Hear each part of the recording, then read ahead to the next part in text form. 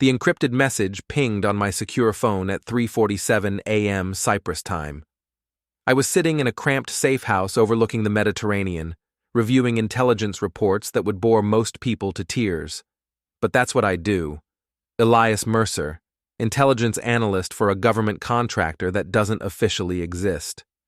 The message was from Jake, an old college buddy back in Ohio. Just a casual group photo from some local barbecue. Thought you'd want to see Marlene having fun while you're away. I almost deleted it. Almost. But then I saw the jacket. Before we dive deeper into this story, I have one small request. Please subscribe, drop a like, comment, and hit that hype button to boost this channel so more people can discover these incredible Reddit stories. My wife Marlene stood in the center of the photo, laughing with that bright smile that made me fall in love with her 12 years ago. She was wearing a men's leather jacket, expensive, well-fitted, clearly not mine. I'd remember buying a jacket like that, mainly because I'd remember the credit card statement. My analytical mind kicked in automatically. Metadata showed the photo was taken 3 days ago at Riverside Park. GPS coordinates confirmed it. The jacket belonged to someone in the group, someone with good taste and disposable income. I zoomed in on the faces. There was Marlene's sister Beth, her husband Rick, and several people I recognized from neighborhood parties, including Darren Pike, software consultant, recently divorced, owner of a cabin in the woods and a downtown condo that cost more than most people's houses. The jacket was definitely his.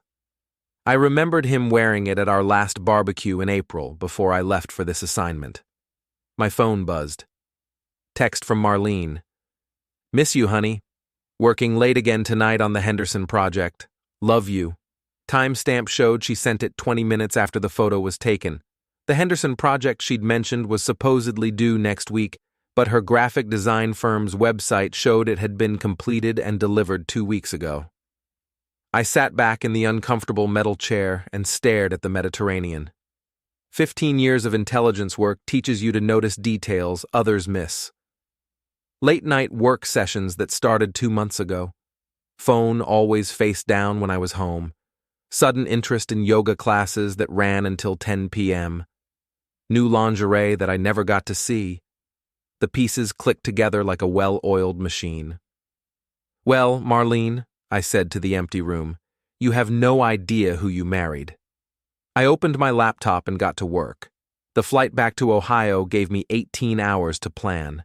I'd requested emergency leave, citing a family situation, which wasn't entirely a lie. My supervisor approved it without question. One advantage of having a spotless record and rarely taking time off. I landed in Columbus at 2 p.m. on a Tuesday. Marlene thought I wouldn't be back for another 3 weeks. Our house in Worthington looked exactly the same from the outside. Well-maintained colonial with the garden Marlene had insisted on planting last spring. I parked 2 blocks away and walked through the back alley. Old habits from surveillance training. The spare key was still hidden under the fake rock by the back door. I slipped inside quietly, listening for any sounds. Empty. Marlene's car wasn't in the garage. I had maybe 4 hours before she typically came home from work. First stop, our shared computer in the home office. Marlene had always been terrible with passwords. Her graphic design business password was still Sunshine 2019, the year we'd vacationed in Florida. Her browser history told an interesting story. Searches for how to know if your husband suspects and signs of a suspicious spouse from 2 weeks ago. More recent searches for cabin rentals and romantic restaurants in nearby counties. Her email was even more revealing. Messages to her sister Beth. He's been asking fewer questions lately. I think we're safe. And to her friend Jessica, Dee says his divorce will be final next month. Then we can figure things out. D. Darren Pike. I pulled up her phone records from our shared account. 17 calls to Darren's number in the past month, most lasting over an hour. Text message logs showed deleted conversations, but the timestamps remained. My phone buzzed. Text from Marlene. Working late again tonight. Don't wait up. Love you. I checked the timestamp against her location services. She was at Darren's downtown condo. Time for some field work. I drove to Maya Chen's apartment across town. Maya had been my tech support on 3 overseas operations before going freelance. She owed me a favor from Bucharest, and I was ready to collect. "Elias!" She opened the door with genuine surprise. "Thought you were in Cyprus for another month." "Change of plans. I need a personal favor, Maya. Off the books." She studied my face with those sharp eyes that had spotted enemy surveillance from a mile away. "Cheating spouse?" "Smart girl. I need real-time access to text messages and location data. Clean, legal, undetectable." Maya nodded slowly. "Shared phone plan?" "Joint account. I'm the primary holder." "Then it's perfectly legal. Give me 30 minutes.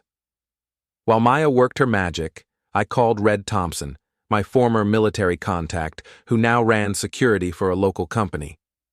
Red had taught me that sometimes the best intelligence came from simple observation. "Need a drinking buddy tonight," I told him. "The Drop, around 8. "Rough day?" "You could say that." The Drop was a dive bar on High Street that attracted an eclectic crowd: college students, blue-collar workers, and the occasional suburban spouse looking for adventure.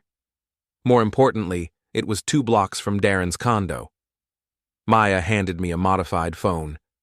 "This will mirror her messages in real time. Location tracking is active. And Elias, whatever she did, make it hurt." I arrived at the Drop at 7:30. Red was already there, nursing a beer and watching the door with professional alertness. "So what's the situation?" he asked as I sat down. "Wife's having an affair. I need to document everything before I make my move." Red nodded grimly. "Evidence-gathering phase. Smart. You want my advice? Don't get emotional.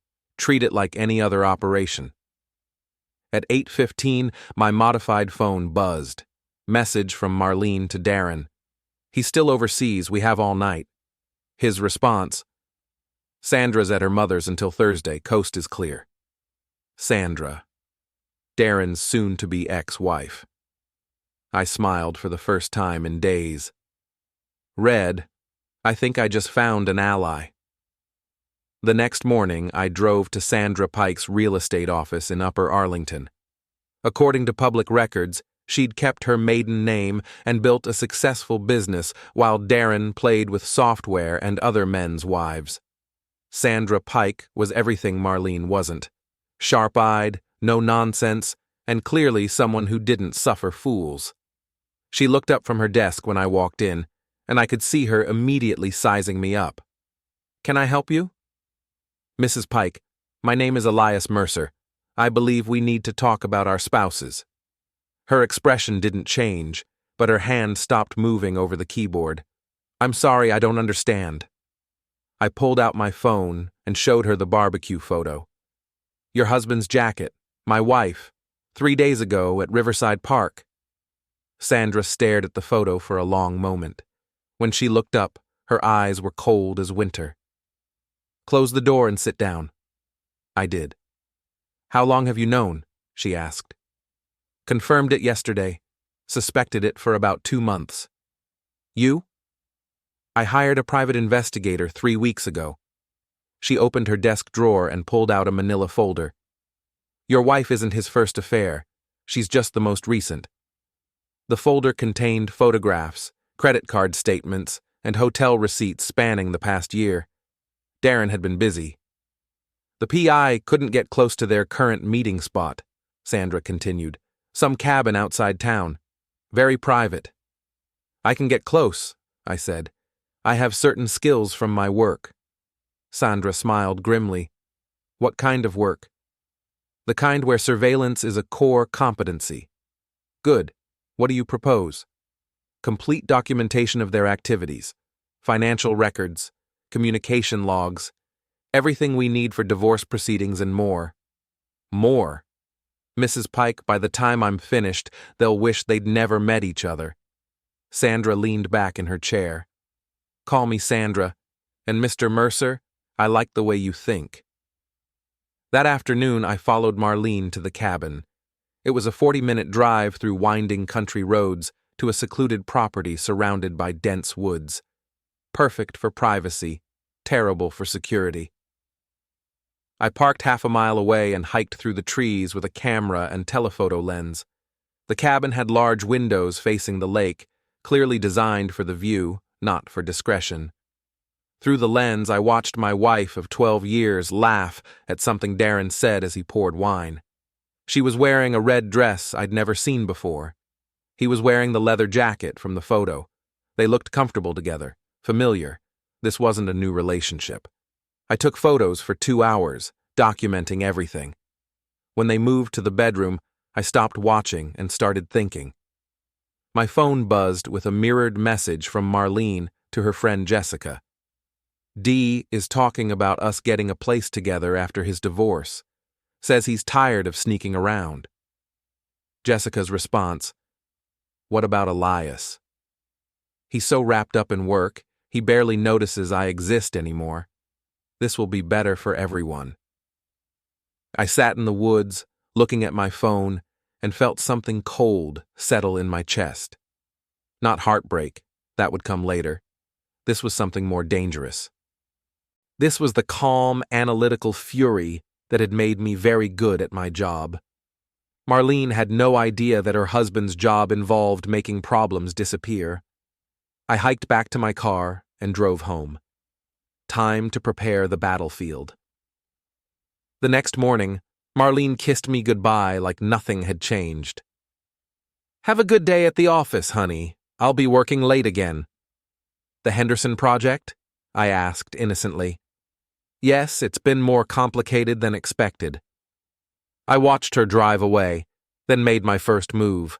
Our joint bank accounts had been set up with me as the primary holder, a decision we'd made years ago for tax purposes. I drove to the bank and spoke with our personal banker, a woman named Carol who'd handled our mortgage and investments for 5 years. "I need to make some changes to our account structure," I told her. "Security concerns related to my work." Carol nodded professionally. She knew I worked in government consulting and was accustomed to unusual requests. "I want to freeze my wife's access to our joint accounts temporarily. She'll retain access to her personal checking, but I need the savings, investment accounts, and credit cards secured." "Is there a specific threat, Mr. Mercer?" "Potential identity theft. We've had some suspicious activity. I'll be handling all financial transactions until the situation is resolved." It was perfectly legal. The accounts were in my name with Marlene as an authorized user. I could revoke that authorization at any time. Next stop, our home security system. I upgraded to the premium package with interior cameras and real-time monitoring. The technician who installed it was a former military guy who understood operational security. "Motion sensors in every room," he explained. "Cameras are hidden but comprehensive. You'll get alerts on your phone for any activity." "What about remote access to other systems?" "You mean like changing locks, garage codes, alarm settings?" "Exactly. All controllable from the app. You could lock someone out of this house from anywhere in the world." "Perfect." That evening, I met Sandra at a coffee shop near her office. She brought her own folder of evidence. "My lawyer says we have enough for the divorce," she said. "But you mentioned something about making them wish they'd never met." "Divorce is just the legal remedy. I'm talking about complete social and financial consequences." Sandra raised an eyebrow. "Explain." "Your husband's business depends on his reputation and client relationships. My wife's design firm operates in a small, gossipy market. They've been careless about covering their tracks. I showed her printouts of their text messages, including some very explicit photos they'd exchanged. These were sent using company phones during business hours. That's grounds for termination at most places. The photos were taken in his office. I can tell from the background." Sandra studied the evidence. "You want to destroy their careers. I want them to face the full consequences of their choices. No safety net. No easy way out. What do you need from me?" Access to Darren's business contacts, client lists, professional relationships, and I need you to trust me for about a week. Sandra was quiet for a moment. My grandmother used to say that when someone shows you who they really are, believe them the first time. They've shown us exactly who they are. Then we show them who we are. The trap sprung on a Thursday morning. Marlene tried to buy coffee with our joint credit card and it was declined. She tried 3 more cards, all declined. My phone started ringing at 9:23 a.m. Elias, something's wrong with our credit cards. They're all being declined. That's strange, I said, sitting in my car outside Darren's office building. Maybe call the bank? I did. They said the accounts are frozen pending a security review. Did you do something? I made some security changes because of my work. I'll call them today and sort it out. I need access to money, Elias. I have bills to pay. Use your personal checking account for now. We'll fix this soon. She hung up without saying goodbye. At 10:15, she called again. My personal account only has $300. How am I supposed to pay for anything? Marlene, you make good money at your design firm. Where does it all go? Long pause. I have expenses you don't know about. What kind of expenses?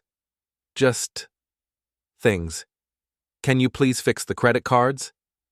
I'll work on it. By noon, she was panicking. I watched through our home security cameras as she searched through my desk, looking for financial documents. She tried to log into our online banking, but I'd changed all the passwords.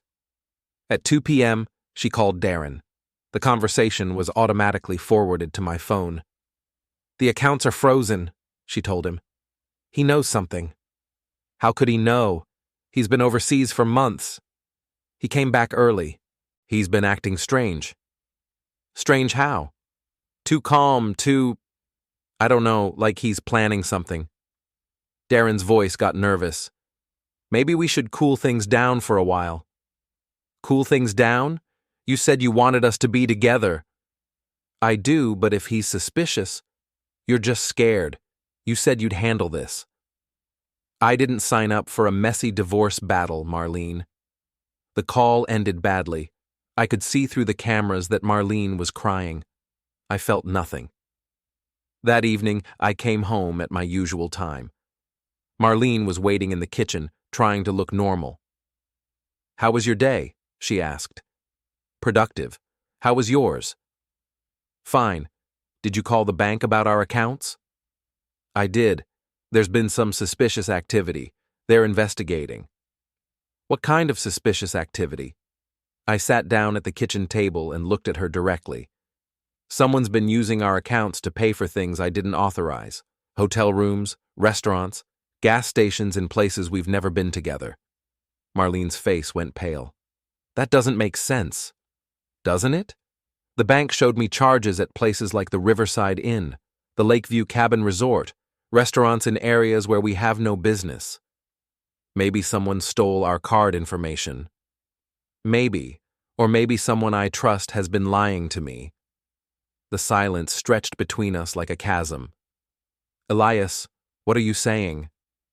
I'm saying that when someone shows you who they really are, you should believe them the first time. I stood up and walked toward the stairs. I'll be in my office. We'll talk more tomorrow. Behind me, I heard her start to cry again. I still felt nothing. Friday morning brought the first real confrontation.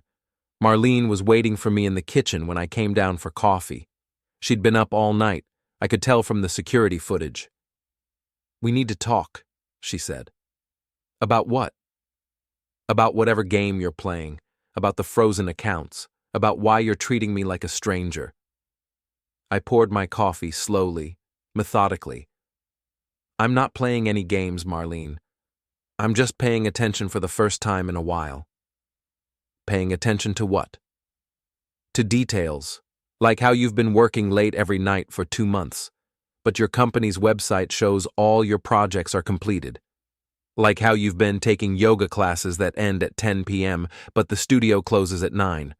Like how you've been texting someone named D at all hours. Her face went white. You've been spying on me? I've been noticing things. There's a difference. You had no right to look at my phone records. Actually, I have every right. It's our shared account. My name is on the bill. Marlene started crying, the kind of manipulative tears she'd used to get out of trouble since college. Elias, you're scaring me. This isn't like you. You're right. The old me would have ignored the signs, would have trusted blindly, would have been the perfect, oblivious husband while you made a fool of me. You never what? Never lied about working late? Never spent our money on hotel rooms with another man? Never wore his jacket to public events? She stopped crying abruptly. What jacket? I showed her the barbecue photo on my phone. Darren Pike's jacket. Nice leather. Expensive. Looks good on you. The silence that followed was deafening. It's not what you think, she finally whispered. Really? Then explain it to me. Explain the hotel charges. Explain the late-night calls. Explain why you're wearing another man's clothes. We're just friends. Friends don't rent cabins together, Marlene. Her expression changed from guilty to defensive. You're never here. You're always traveling, always working, always putting your job first. What did you expect? I expected my wife to talk to me instead of cheating on me. It's not cheating. It's not physical. I pulled out my phone and showed her one of the explicit photos she'd sent to Darren. Her face went completely white. Still want to tell me it's not physical? Marlene collapsed into a chair, all pretense gone. How long have you known? Long enough to document everything, long enough to prepare. Prepare for what? For this conversation, for the divorce, for the consequences. She looked up at me with desperate eyes. Elias, please. We can work this out. It was a mistake. I was lonely and confused, and now you're caught. My phone rang. Sandra Pike. Excuse me, I told Marlene. I need to take this. I walked into the next room. Sandra? He knows, she said without preamble. Darren knows you're back. He's panicking. Good. Panic makes people make mistakes. He wants to meet with you, man to man, he said. Does he now? Tonight, the drop, 8 o'clock. I smiled grimly. Tell him I'll be there. When I returned to the kitchen, Marlene was gone. Her car was pulling out of the driveway. My phone buzzed with a mirrored message from her to Darren. He knows everything. We need to talk. Now. His response, meet me at the cabin. We'll figure this out. I called Red Thompson. Remember when you said not to get emotional? I'm about to test that theory. The drop was crowded for a Thursday night. College students, construction workers, and a handful of suburban refugees nursing their disappointments in beer and whiskey. I arrived 15 minutes early and chose a table with a clear view of the entrance and 2 exit routes. Old habits. Red was already at the bar, playing the part of a regular customer. We'd worked together long enough that he could read my moods from across a room. Darren Pike walked in at exactly 8 o'clock, looking like a man heading to his own execution.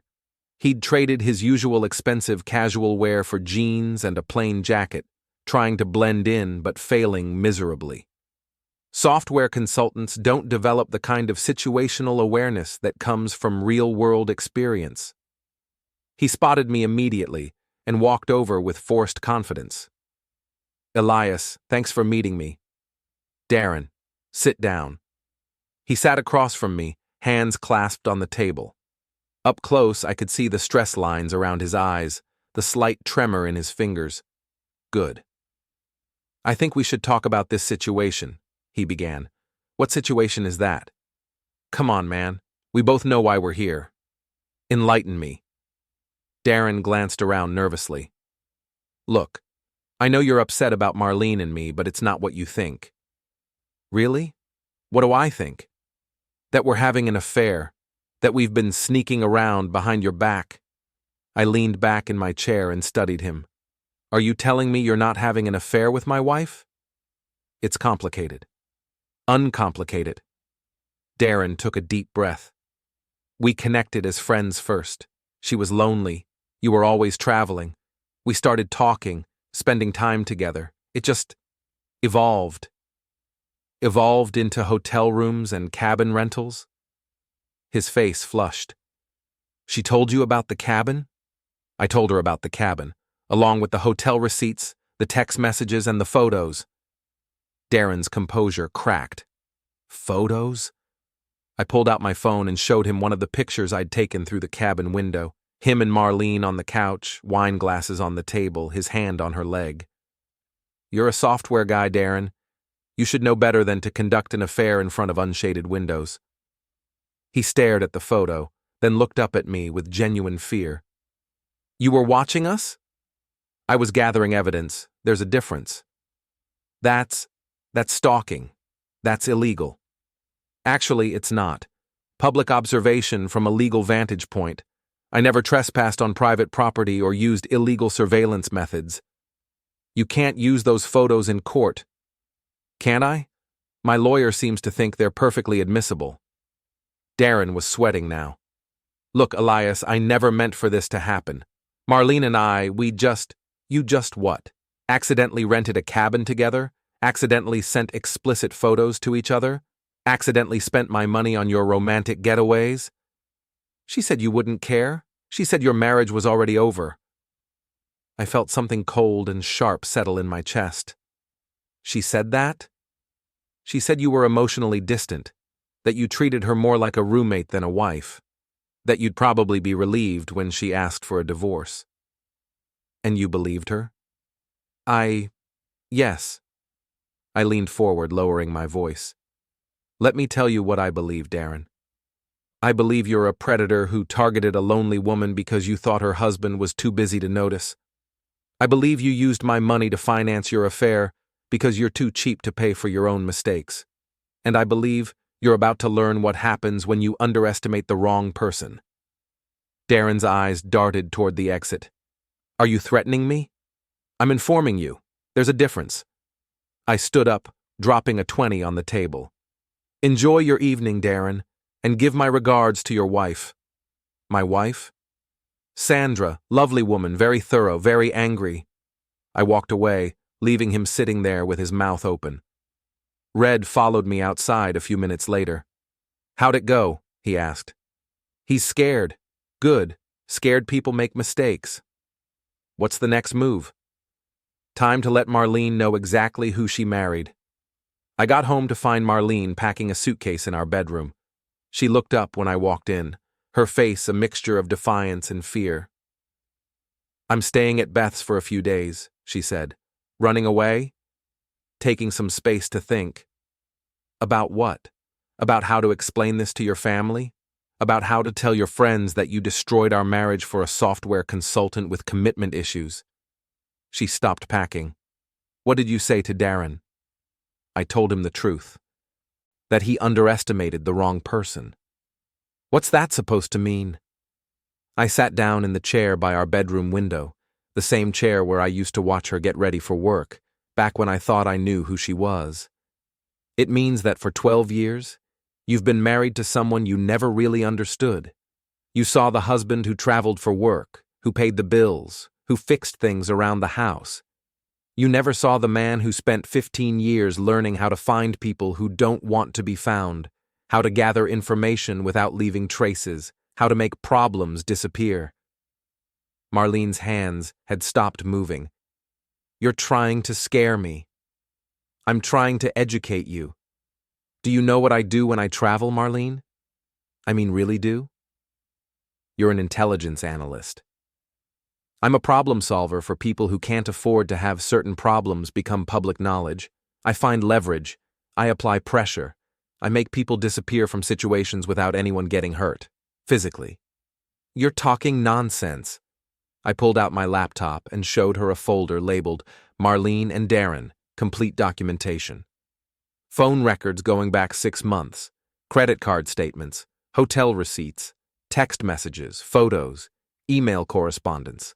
Financial records showing exactly how much of our money you've spent on your affair. GPS data from your phone showing every time you've lied about your whereabouts. Her face went pale as she scrolled through the files. I also have Darren's business records, client lists, and some very interesting information about his previous affairs. Did you know you're the fourth married woman he's been involved with in the past 3 years? That's not true. Ask Sandra. She hired a private investigator months ago. Marlene sat down heavily on the bed. Sandra knows? Sandra knows everything, and unlike you, she's not running away. What do you want from me, Elias? I want you to understand that actions have consequences. Real consequences. Not just hurt feelings or awkward conversations. Career-ending, life-changing, reputation-destroying consequences. I opened another folder on my laptop. Your friend Jessica, who's been covering for you, she's married to a client of your design firm. Very conservative family, very traditional values. I wonder what they'd think about the text messages where she encourages you to follow your heart and take what you deserve. Marlene's eyes widened. You can't involve Jessica. I can involve anyone who helped you lie to me. Your sister Beth, who knew about the affair and said nothing. Your friend Karen, who provided alibis for your late nights. They all made choices. Now they get to live with the consequences. This is insane. You're talking about destroying innocent people. Innocent? They helped you cheat on your husband. They're accessories to fraud, because using our joint accounts to pay for your affair is technically fraud. I closed the laptop and looked at her directly. But here's what's really going to happen, Marlene. You're going to pack your things and move out. You're going to file for divorce and accept whatever settlement I offer. You're going to tell everyone that we grew apart and decided to separate amicably, and you're never going to contact Darren Pike again. And if I don't? Then everyone in your professional and social circle gets to see exactly who you really are. Photos, messages, financial records, all of it. Your clients, your family, your friends, everyone. Marlene started crying again, but this time it was different. These weren't manipulative tears. They were the tears of someone who finally understood the magnitude of their mistake. I never meant for this to happen, she whispered. But it did happen, and now we all have to live with it. I stood up and walked toward the door. Elias, wait. Can't we work this out? Can't we try counseling or… No. Why not? I turned back to look at her one last time. Because when someone shows you who they really are, you should believe them the first time. You showed me exactly who you are, Marlene. Now I'm showing you who I am. I left her sitting on our bed, surrounded by half-packed suitcases and the wreckage of 12 years of marriage. The next morning, she was gone. The dominoes fell faster than I'd expected. Sandra Pike filed for divorce on Monday morning, armed with enough evidence to ensure Darren would be lucky to keep his car. His business partners received anonymous packages containing documentation of his affairs with clients' wives, a clear violation of their professional ethics clause. By Wednesday, Darren's software consulting firm had terminated his contract and frozen his profit-sharing account pending an internal investigation. Marlene lasted exactly 4 days at her sister Beth's house before Beth's husband Rick asked her to leave. Apparently, Rick didn't appreciate learning that his wife had been covering for an affair, especially when his own business relationships were built on trust and reputation. I watched it all unfold from my home office, monitoring the situation like any other operation, dispassionate, methodical, effective. On Friday evening, my doorbell rang. I checked the security camera and saw Marlene standing on the front porch, looking like she hadn't slept in days. I opened the door, but didn't invite her in. "We need to talk," she said. "About what?" "About ending this. About stopping whatever you're doing to destroy everyone around us." "I'm not destroying anyone. I'm simply allowing the truth to have consequences. Jessica lost her biggest client because of you. Beth and Rick are talking about separating. Darren lost his job. And this has gone too far." I leaned against the door frame, studying her. "Has it? Let me ask you something, Marlene. When you were planning your affair, did you consider the consequences? When you were spending our money on hotel rooms, did you think about what would happen if I found out? When you were lying to my face every single day, did you care about the people who might get hurt?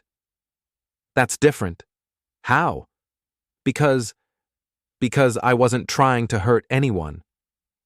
You were just trying to have your cake and eat it too. Keep the security of marriage while enjoying the excitement of an affair. Use my money to finance your betrayal.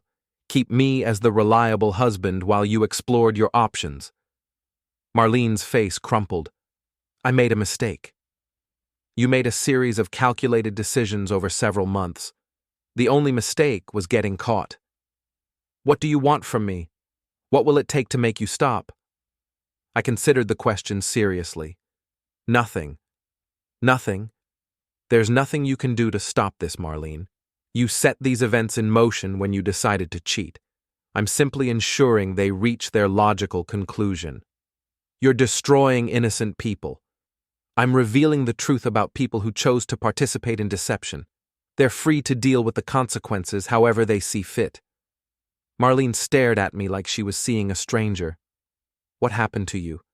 You used to be kind. You used to be forgiving. I used to be naive.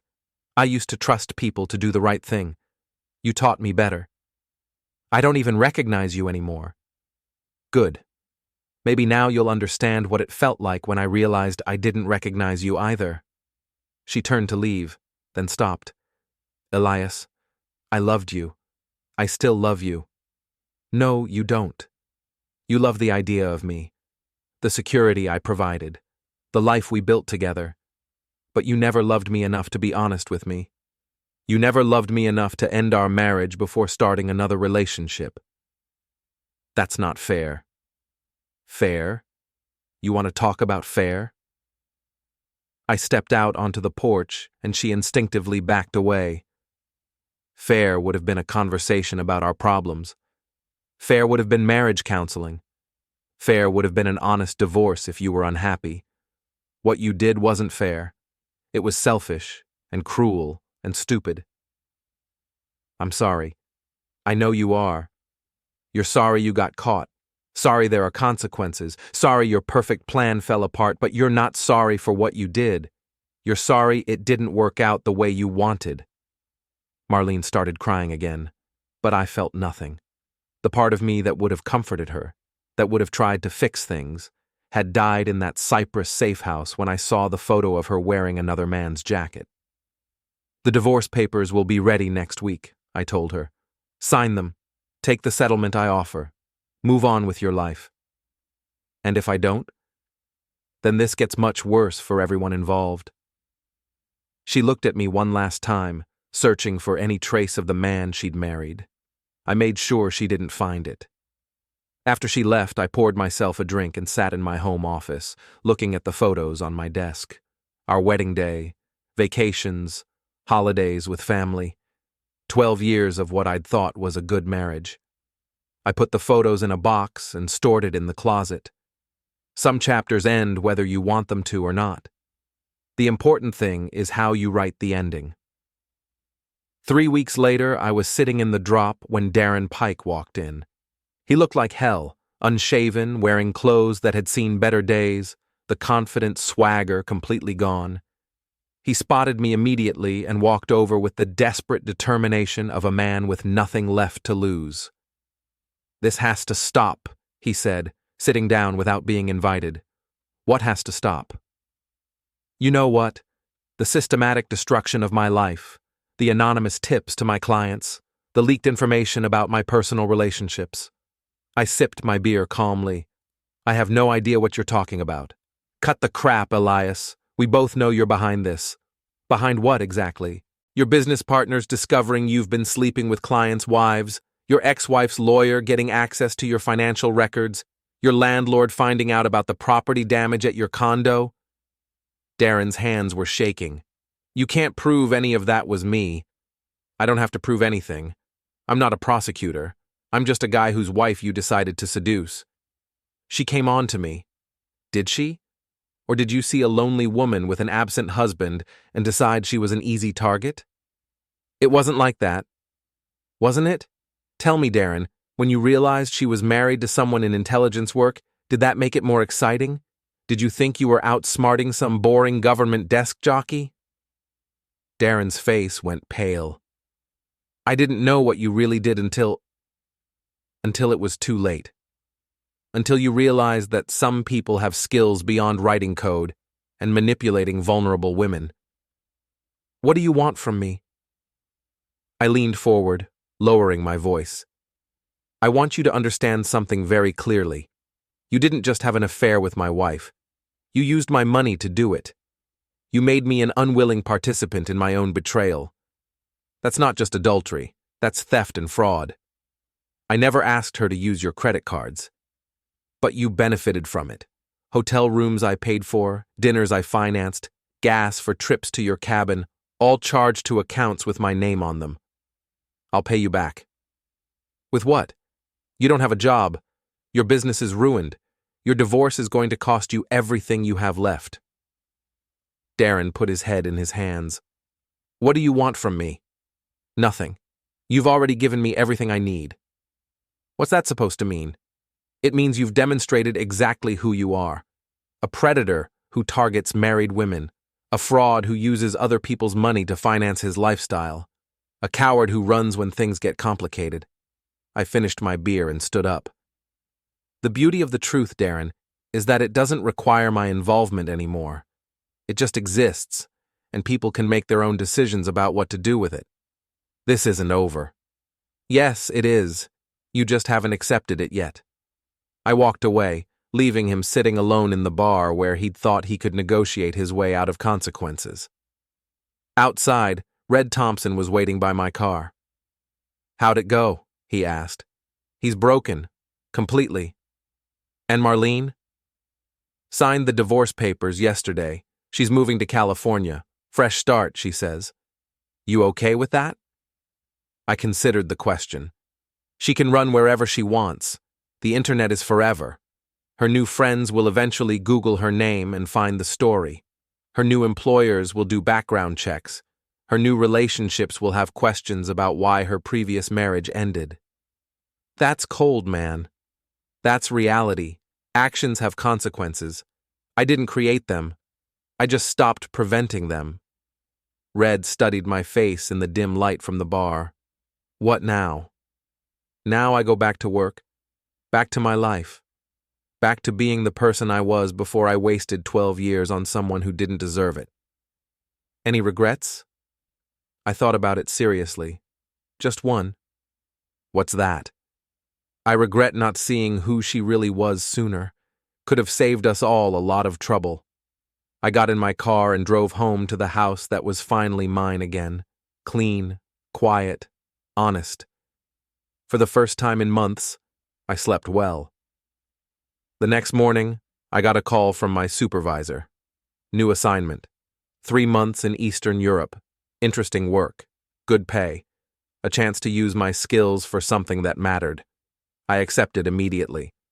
As I packed my bags, I found myself thinking about the photo that had started it all. Marlene in another man's jacket, smiling like she didn't have a care in the world. She'd been right about one thing. I had been too wrapped up in work to notice what was happening at home. But she'd been wrong about everything else. She'd thought my absence meant I didn't care. She'd thought my trust meant I was stupid. She'd thought my love meant I was weak. She'd learned the difference between all of those things. I finished packing and took one last look around the house. 12 years of marriage, reduced to boxes and legal documents. It should have felt sad. Instead, it felt like freedom. My phone buzzed with a text from Maya. Heard you're heading back overseas. Need any tech support? I smiled and typed back, always, but this time it's just work, no personal complications. Those are the best kind of missions. She was right. Clean objectives, clear parameters, no emotional entanglements, just the way I liked it. I locked the house, got in my car, and drove toward the airport. In the rearview mirror, I could see the neighborhood where I'd thought I had a life, where I'd thought I understood the people around me, where I'd thought love and trust were enough. Now I knew better. Some lessons are expensive, some mistakes cost everything. Some people show you exactly who they are when they think you're not paying attention. The trick is believing them the first time. I'd learned that lesson well. I wouldn't need to learn it again. As the plane lifted off, I opened my laptop and began reading the briefing for my new assignment. Complex situation, multiple players, hidden agendas, competing interests.